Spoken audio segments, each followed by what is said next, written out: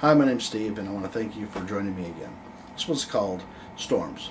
Do we need them? And what prompted it really was a storm that came into our city, and I was just in awe of it. You know, its beauty, and at the same time, its power. And I thought about its destructive ability, but I was also reminded of its refreshing and renewing power. And I couldn't help but think about how much we as Christians fear storms.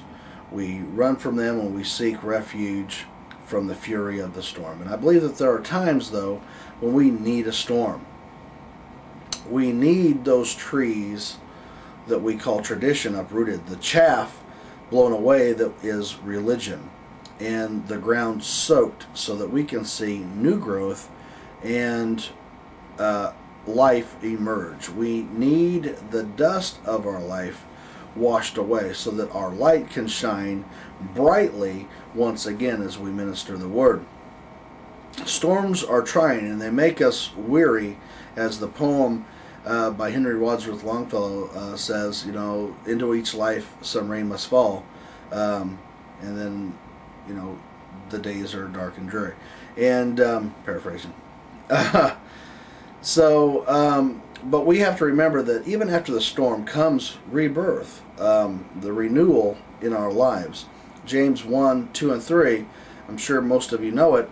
My brethren, count it all joy when ye fall into diverse temptations, knowing this, that the trying of your faith worketh patience.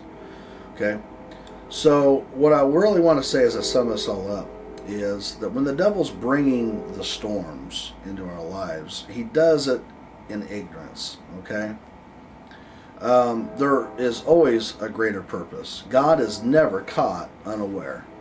He's not scrambling around trying to come up with a new plan to outmaneuver the devil. Okay? There's a reason for the storm. Sometimes it's not immediately evident. And sometimes a storm comes with a flash flood and wipes out everything. Or so it seems. So remember to count it all joy. I love you. God bless you. And I'll catch you next time.